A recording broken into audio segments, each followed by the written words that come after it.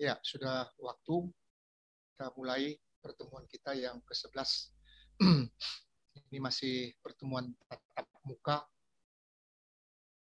walaupun memang dosen pengampunya yang di kampus 3, sementara mahasiswanya masih juga ada bekerja dari rumah masing-masing ya. Jadi kemarin juga pertemuan pertama, kedua, ketiga juga seperti itu. Pertemuan 9, 10, 11 hari ini juga seperti itu. Ya, mudah-mudahan insya Allah minggu depan 12 sampai dengan seterusnya itu kembali seperti biasa lagi. Kita kerjanya juga dari rumah masing-masing ya, work from home. Ini yang sudah tercatat ada 15 orang mahasiswa kita yang masuk ikut pada pertemuan yang ke-11 ini. Ya, sudah 16 orang. Kalau bisa tolong sebelum kita mulai hostnya sama Bapak Inka.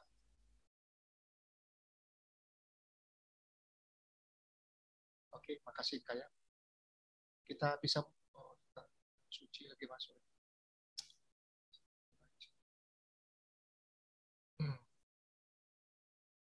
Apa lagi nih?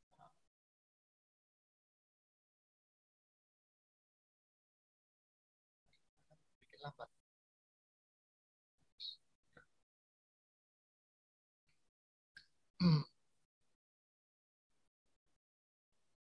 Ya, kita mulai aja ya temuan pagi ini. Bismillahirrahmanirrahim. Assalamualaikum warahmatullahi wabarakatuh. Selamat pagi. Salam sejahtera. Waalaikumsalam warahmatullahi wabarakatuh. Hari ini kita masuk pada sesi yang ke-11 pada tanggal 15 November 2021.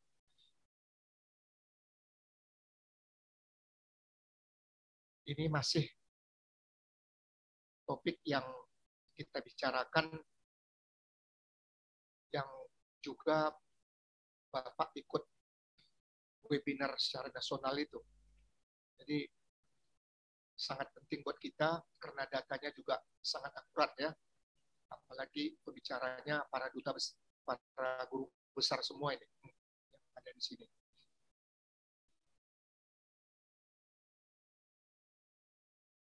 Ya, hari ini topik kita tentang degradasi, deforestasi, dan perubahan iklim. Ya. Ini yang Bapak ikuti kemarin tanggal 19 September 2021. Pembicaranya juga orang yang memang ahli di bidangnya karena dia guru besar kebijakan kehutanan pada Universitas dari IPB ya, Institut Pertanian Bogor, Profesor Dr. Dodik. Beliau memang seorang pakar di bidang deforestasi dan perubahan iklim. Jadi memang bidang kehutanan ini memang ahlinya salah satu ya. Kemarin juga itu memang orang pintar juga, guru besar juga. Jadi memang beruntung Bapak bisa ikut sehingga semua data dari perkuliahan kita pada seminar kebijakan pembangunan berkelanjutan berwawasan lingkungan ini semua datanya data-data baru, alhamdulillah ya. Apalagi kemarin itu Bapak Presiden dan rombongan sudah selesai mengikuti yang konferensi tentang perubahan iklim ya, baik itu yang di Roma, Italia, atau juga yang di Glasgow di Skotlandia. Dan hasilnya juga kita, negara Republik Indonesia ini ikut menyetujui untuk bersama-sama melaksanakan yang perubahan iklim tadi, di mana karbon dioksida yang beredar yang ada sekarang ini, yang CO2 itu nanti secara perlahan sampai 2024 itu akan dikurangi. Ya. Buktinya mulai sekarang pabrik-pabrik batu bara itu sudah ada dihilangkan semua dari sini. Nah, di dua nih.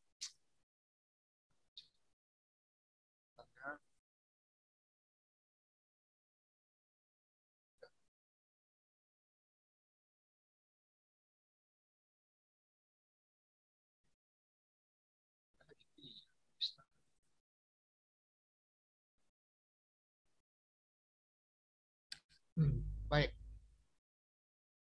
Kalau melihat situasi sekarang pun, yang Anda lihat di sekeliling Anda, atau yang Anda baca, Anda dengar, baik itu yang di forum nasional maupun juga internasional, bahkan juga elektronik. Bagaimana sekarang ini sangat drastis ya, namanya perubahan iklim. Ini semua tentu akibat kelalaian kita manusia dalam menjaga keutuhan yang namanya hutan. Jadi akibatnya sekarang kita lihat secara nasional atau juga wilayah Sumatera Utara ini sudah kelihatan dampaknya. Banjir ada di mana-mana, tanah longsor, kebakaran, macam-macam.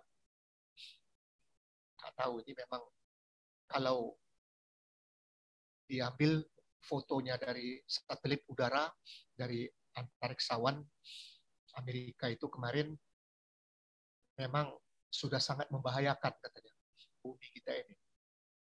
Bahkan ini belakangan buminya juga berputar sudah semakin lama semakin lambat.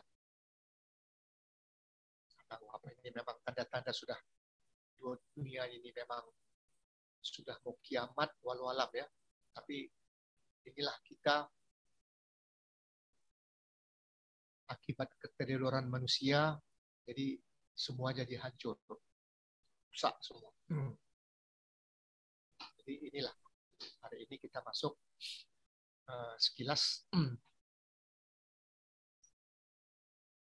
bagaimana Pak Dodik ini seorang profesor doktor dari IPB akan masuk pada diskusi yang menarik yang kita bicarakan. Oh, sorry. Baik. Jadi sebenarnya perubahan iklim ini sangat cepat ya, yang kita rasakan sekarang ini. Tapi apakah dia secara global adanya perubahan iklim itu berupa pemanasan atau malah pendinginan? Ya, ini contoh gambarannya. Ya. Jadi memang ini diskusi yang tidak pernah habis-habisnya sekarang ini yang dibicarakan baik di tingkat nasional maupun internasional. Anda bisa lihat itu fotonya. Yang kutub utara yang biasanya itu sangat dingin ya, di bawah minus lagi, di Alaska sana malah sekarang sudah pada mencair. Begitu juga di puncak Gunung Jayapura sana, Papua. Yang itu biasanya di puncak itu semua salju, sekarang udah habis semua. Pada meleleh karena saking luar biasa panasnya. Nah, ini yang foto satelit diambil dari langit, nampak itu juga ini nanti sudah ada juga aba-aba, siapa tahu nanti waktu Zoom kita ini berakhir, kita kembali lagi pada ID dan password yang sama. Tiba-tiba kok bisa habis ya, baru dimulai. Ujikan selama hari ini oleh para ilmuwan di seluruh mancanegara ini, bagaimana yang disebutkan dengan pemanasan secara global, kalau itu juga dibandingkan dengan pendinginan secara global. Jadi nampak itu yang tingginya juga semakin lama semakin naik. Ya. Ini yang karbon dioksida itu tadi dari hasil pengepulan asap, baik itu yang pabrik batubara segala macam, asap-asap knalpot mobil, sepeda motor di jalanan. Baru lagi ini kemarin selama 12 jam itu yang Cilacap, kebakaran dari tangki minyak Pertamina, 12 jam lamanya, sehingga dampaknya bagi masyarakat lingkungan sekitar juga sangat dirasakan akibatnya. Begitu juga kalau kita lihat di sisi sebelah kanan, bagaimana juga tentang pendinginan tadi, semakin mencair, semakin berkurang. Tapi kalau pemanasannya, kita lihat itu semakin lama semakin naik ke atas. Ini yang berbahaya. Kemudian kalau kita lihat pula, mungkin Anda sudah nonton film-filmnya, film Amerika, Hollywood,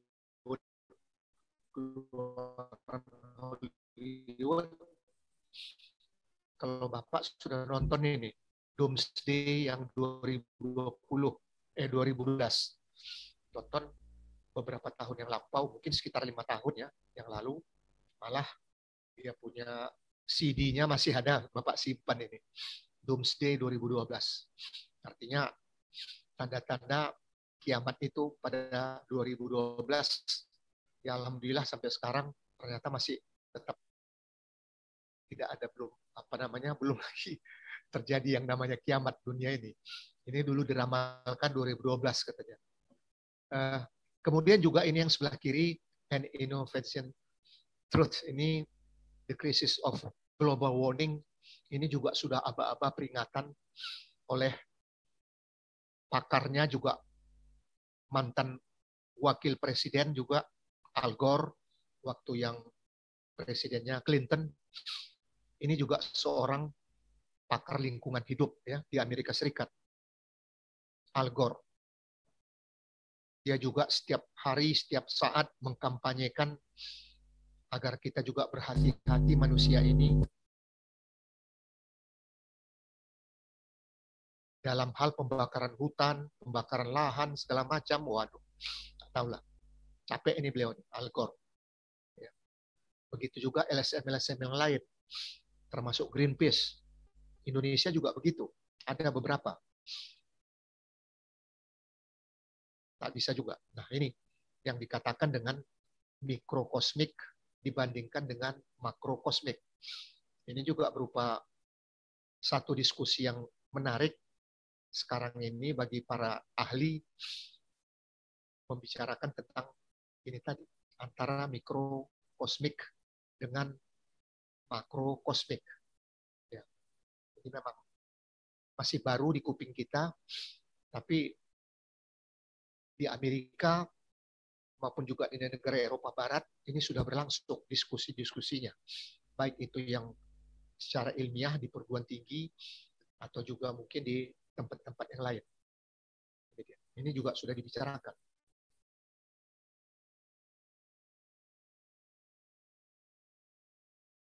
Orang Indonesia ini, bagaimana kita bisa menakar tentang rasionalitas alokasi penggunaan lahan yang ada di Indonesia. Ya. Anda bisa lihat sekarang, kawasan hutan kita ada sekarang ini kisarannya 64% yang tinggal. Lahan pertanian pun begitu. Kebutuhan pangan juga sudah makin lama semakin hebat. Lahan pertanian juga sudah semakin lama semakin berkurang. Akibatnya apa? Ini karena memang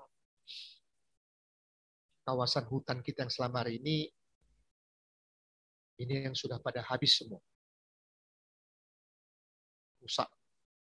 Jadi tentu harus kita cari juga jalan bagaimana supaya kelangsungan ini dalam hal pembangunan yang berkelanjutan, yang berwawasan lingkungan ini bisa berjalan juga dengan baik. Tentu di sini juga banyak yang harus kita bicarakan.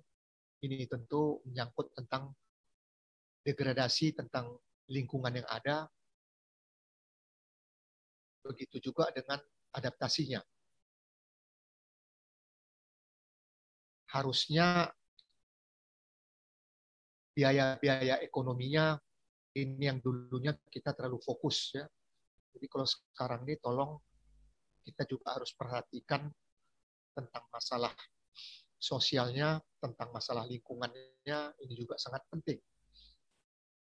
Nah, Ini yang menyangkut tentang definisi dari hutan, kebakaran hutan yang ada, ini ada semua. Bisa kita lihat. Hancur semua. Nah, kalau kita lihat pula, laju deforestasi tahunan di Indonesia ini juga sudah berkurang ya. Ada berkurang 80% kalau dibandingkan dengan tahun 2011 yang lampau.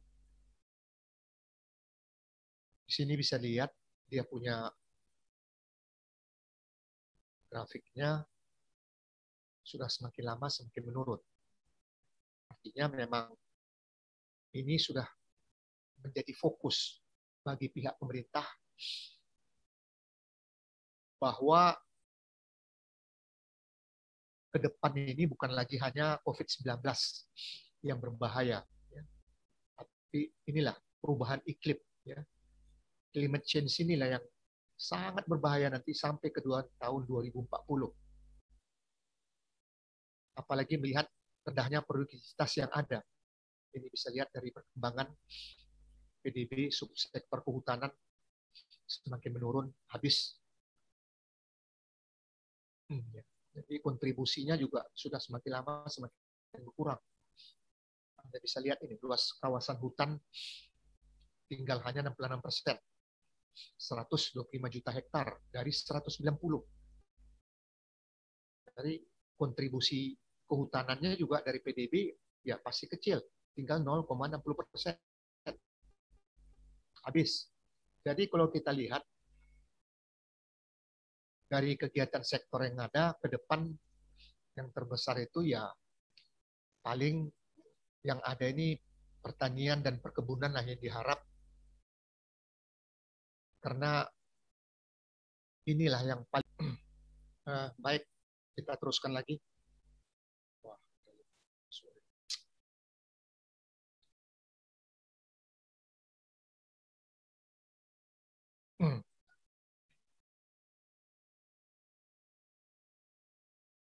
Ya, kemudian juga di sektor kehutanan ini ada memiliki yang namanya nilai pengganda, baik itu di segi tenaga kerja atau juga dari segi pendapatan yang juga cukup bagus ya hasilnya dari bidang sektor kehutanan.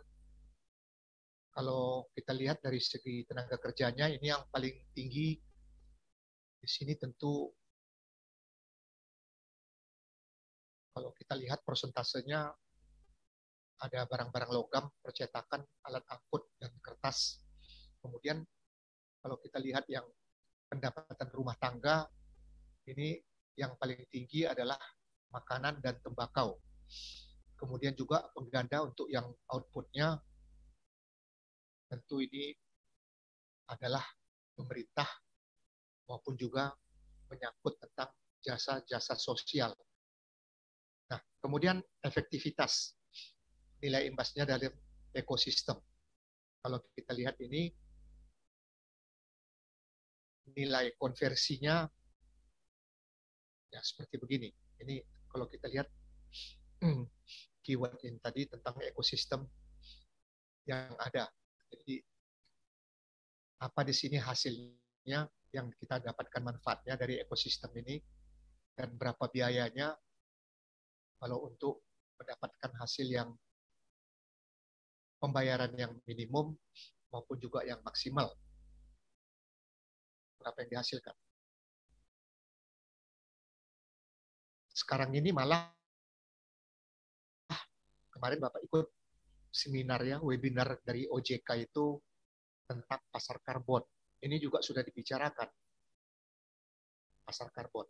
Karena ini CO2, karbon dioksida ini juga menyangkut masalahnya dengan yang namanya perubahan iklim. Nah, kalau melihat peta arahan ya, tentang pola pemanfaatan ruang kawasan hutan, ini bisa dilihat contohnya di Pulau Sulawesi, kemudian juga Anda lihat bagaimana perubahan iklim juga ada pada kawasan-kawasan yang terkena imbasnya dalam hal penyerapan yang namanya karbon, CO2. Ini yang sekarang ini yang beredar kemana-mana, sehingga langit ini juga penuh dengan udara yang sangat jelek sekali kalau kita hirup. Ya. Kita bernafasnya sekarang ini sudah terkontaminasi semua. Kenapa? Ya itu tadi udah memang sangat kotor udaranya. Kalau sekiranya papan peringatan ISPA itu masih aktif ada di pojok-pojok Kota Medan ini, di situ pasti nampak bagaimana Kota Medan sendiri sudah tercemar udaranya. Lihat itu yang kawasan penyerap karbonnya juga sebelah posisi sebelah kanan bandingkan dengan yang di Sulawesi, sangat jelek ya. Tapi itulah kondisi kita sekarang. Ini konsep nilai jual objeknya, karbon. Di minggu yang lalu Bapak ikut ini, seminar webinarnya dari OJK, Otoritas Jasa Keuangan, tentang pasar karbon. Kemudian kalau kita lihat tentang apa yang namanya implementasi dari monitoring imbal jasa ekosistem, ini juga bisa kita lihat tentang bagaimana produktivitasnya hutan yang ada ini juga sudah mulai habis. Ya. Anda bisa lihat dari sisi ekonominya tentang manfaat dan biaya-biaya yang dikeluarkan juga begitu. Bagaimana juga dengan tenaga kerja, banyak memang serapannya yang dihasilkan, tapi biaya juga semakin lama semakin bertambah yang diserap dari tenaga kerja yang ada. Nah, saudara sekalian, inilah semua secara singkat yang namanya Profesor Dr. Insinyur Dodi Ridho Nurrohmat, seorang guru besar dalam bidang kehutanan dan ekonomi. Ya. Jadi memang beliau ini pakar ya, ahli betul ini di bidang lingkungan hidup. Sehingga juga ini termasuk staf ahli dari Kementerian Lingkungan Hidup kita di Indonesia yang setiap saat tentu sering diminta pendapat ya sama Ibu Menteri Siti Nurbaya. Kalau semuanya ke depan apa yang harus diperbuat. Kalau konsep mungkin sudah banyak, tapi dalam hal tindak nyata ini oleh pemerintah ini yang kita ini masih fokusnya pada ekonomi saja, tidak pada sisi yang lain, terutama bidang sosial atau juga mungkin bidang lingkungan yang menyangkut lingkungan hidup. Inilah tentu harapan kita ke depan nanti. Kalau melihat sekarang luar biasa ya, Langkat juga begitu. Wah, anjirnya luar biasa. Sungai Batang Serangan ada lihat itu. Berapa kampung itu, kelurahan apa? Kampung atau kelurahan ya, kecamatan. Di sana ada dua itu ya, yang Batang Serangan sama satu lagi kecamatan apa namanya itu. Habis semua sekarang. Meluap itu yang Sungai Batang Serangan. Begitu juga dengan yang Madinah, begitu juga yang dengan Labuan Batu. Kemarin juga Medan, Sungai Delinya juga sudah dapat. Belum lagi daerah lain. Anda lihat itu Kalimantan. Dulu hutan gambut, waktu zaman Orde Baru, betul-betul sangat dijaga ya. Hutan lindung. Itu ada SK-nya dari Presiden langsung. Sekarang sudah dibabat habis semua. Itu yang bikin pabrik-pabrik, segala macam itu.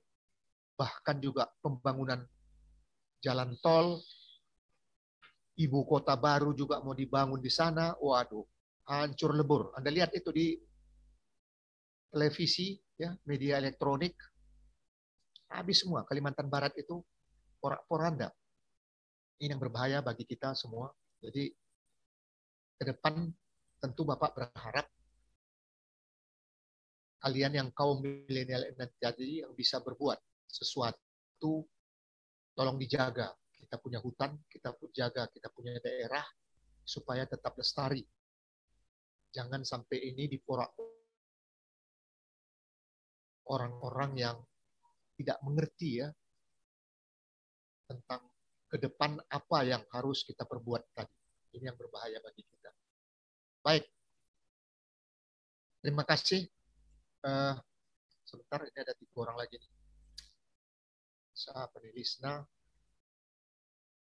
Kok masuk terlambat semua, ada tahu dia. Meli. Tidak. Oke. Baik. Sebelum berakhir, kembali lagi sama Inka.